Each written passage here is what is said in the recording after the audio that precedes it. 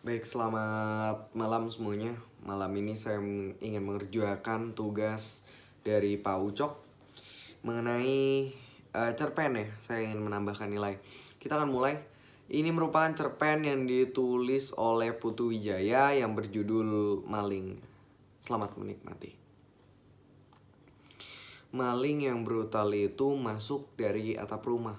Lalu seperti Tarzan turun lewat tambang di ruang depan. Ia membungkus barang-barang berharga yang ditemuinya dan menggereknya ke atas. Tapi sebelum pergi, ia tertarik pada sebuah lukisan.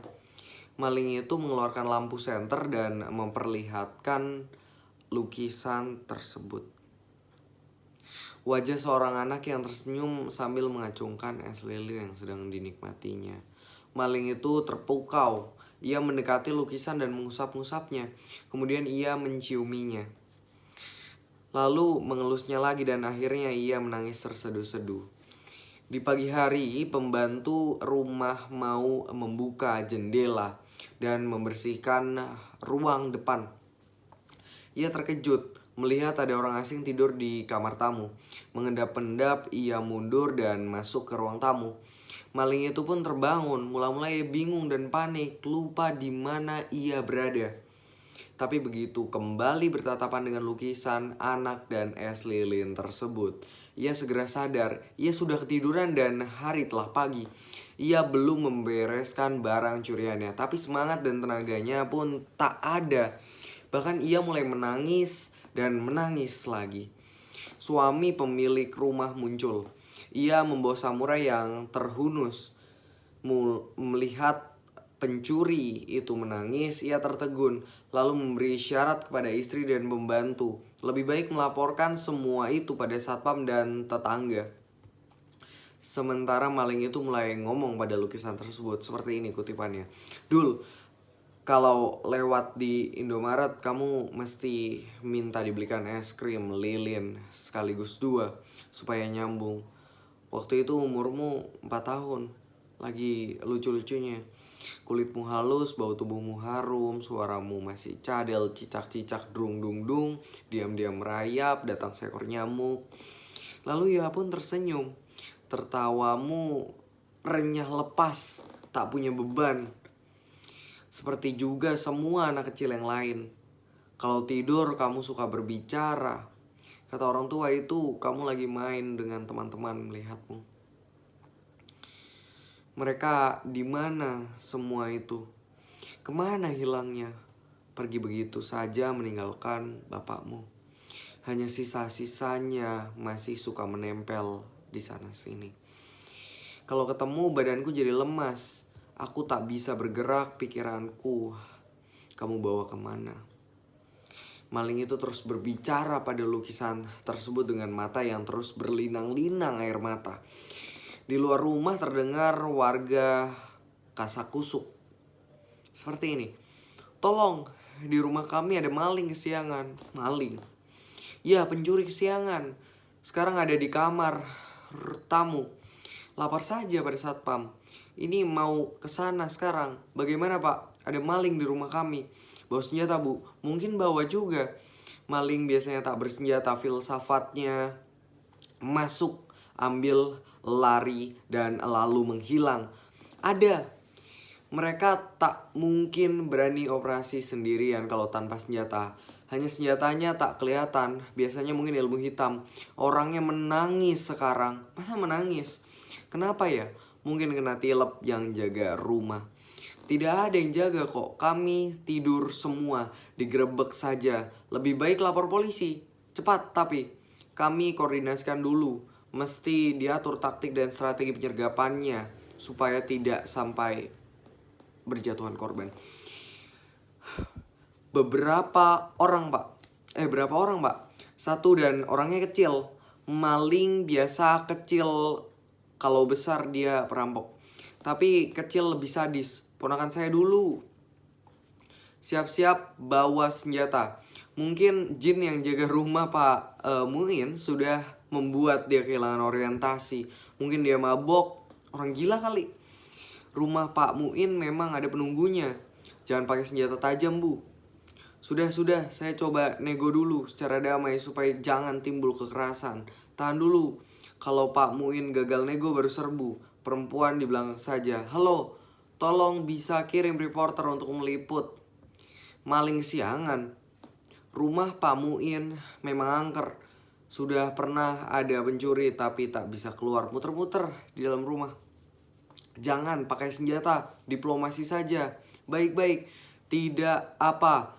Saya coba dulu kontak secara damai supaya jelas apa yang dia mau. Siapa tahu ini teror. Tenang. Silakan Pak Muin, jangan takut, kami backup.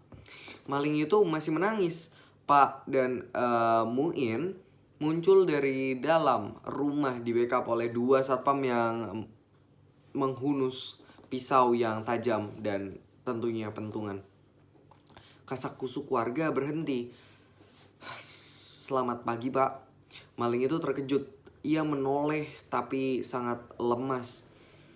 Selamat pagi, Pak. Bapak siapa? Maling itu seperti tidak mampu berbicara. Muin terus menyapa. Saya Muin, pemilik rumah ini. Bapak kenapa di sini? Bapak siapa?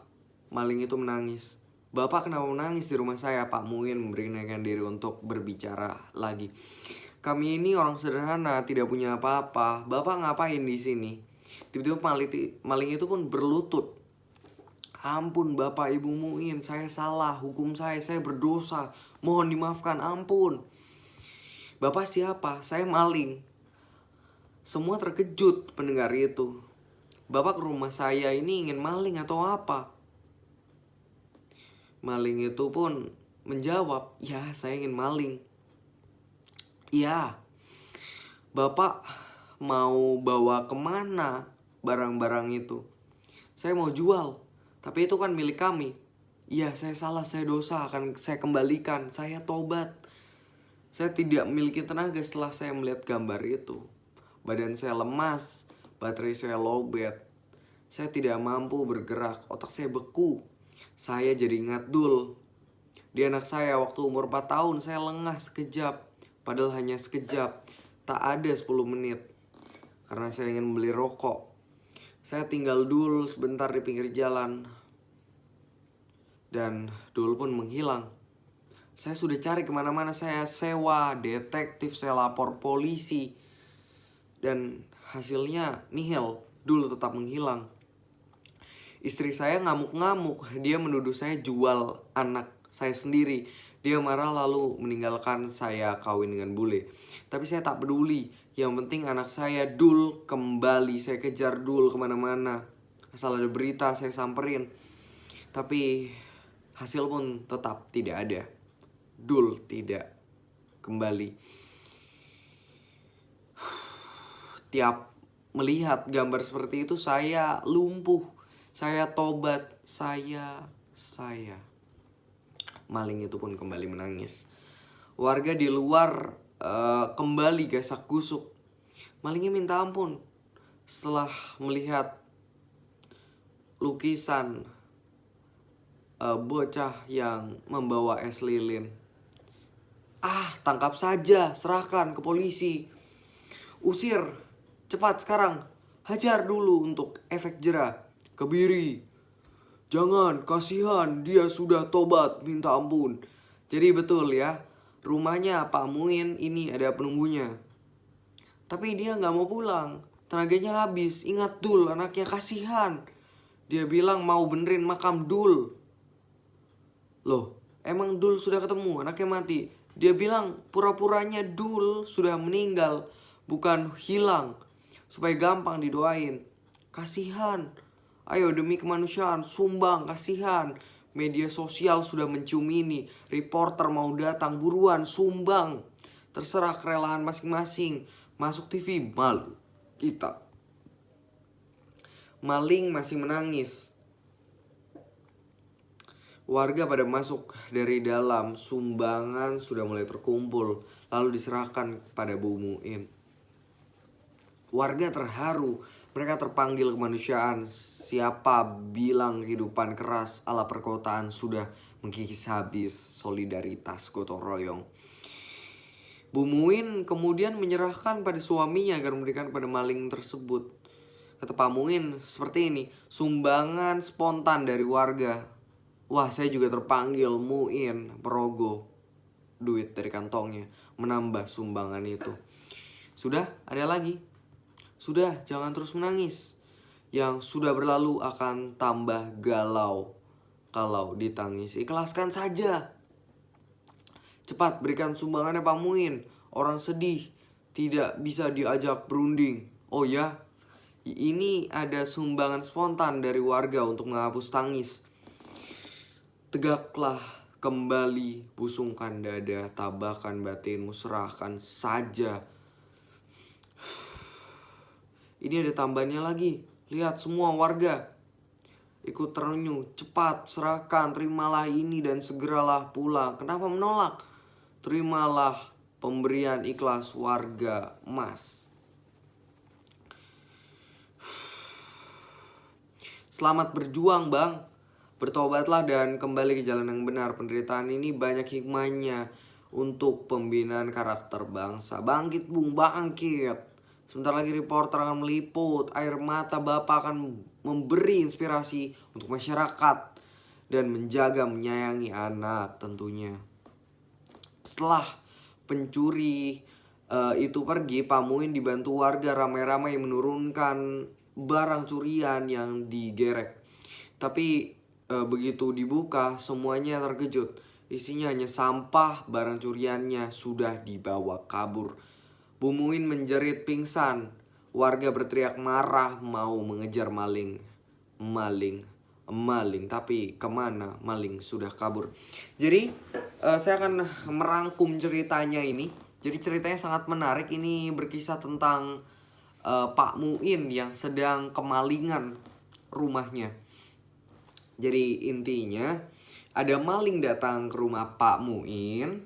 Lalu ia ingin maling seperti itu ya. Ia mengumpulkan sudah seperti ada satu tas isinya barang malingan semua yang ia ingin curi dari rumah Pak Muin seperti itu. Lalu di satu titik ia melihat satu dinding yang terhiasi oleh lukisan seperti itu ya. Ada bocah yang memegang es lilin. Lalu ia pun ingat terhadap anaknya, intinya seperti itu. Ia menangis dan ia pun ketiduran di situ. Pagi-pagi pembantu atau ART dari Pak Muin melihat ada orang asing yang tidur di ruang depan. Dan akhirnya pun melapor kepada Pak Muin. Pak Muin akhirnya memutuskan untuk memanggil warga dan mencari bantuan di sana.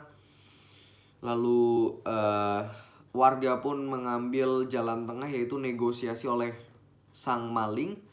Sang maling pun menangis, meminta maaf, meminta ampun karena ia ingat dengan Dul, anaknya. Setelah itu warga pun mengasihani, memberi iba. Dan lalu Pak Muin pun dan juga para warga mengumpulkan sumbangan yang akan diberikan pada maling tersebut. Akhirnya maling tersebut pun menerima sumbangannya dan pulang. Tapi warga tidak tahu bahwasanya barang curian yang maling tersebut tangisi tadi, kata beliau menyesal dan seterusnya, itu ternyata tidak, itu hanya tipu muslihat saja. Barang curian tetap dibawa lari. Begitupun warga merasa tertipu dan juga merasa ibanya salah barusan ya. Ia merasa menyesal dan mencari maling tersebut dan cerita pun berakhir. Jadi kita akan lanjut ke watak dan tokoh yang ada di cerpen tersebut ya.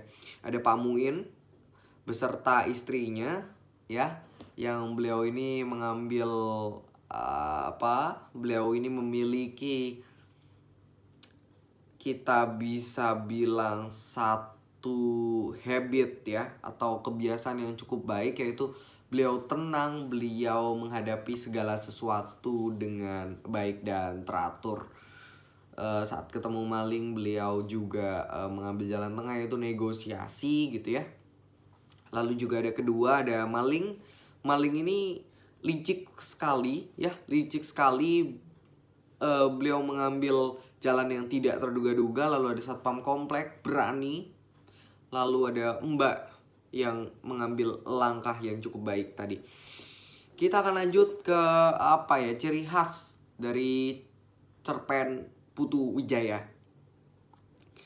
Jadi cerpennya Bapak Putu Wijaya ini memiliki ciri khas tentunya, yaitu adalah absurditas. Ini artinya keanehan atau kebingungan yang terjadi di saat cerpen itu berlangsung. Nah, contohnya kalau Anda mau langsung tahu yang di maling tadi, ini kan ada maling yang ketiduran saat sedang merampok gitu ya, atau memaling rumah seseorang dan tidur sampai pagi. Itu kan satu absurditas yang memang sudah terbukti gitu ya. Dan lalu masih banyak kejadian lain yang ada di dalam cerpen maling tersebut.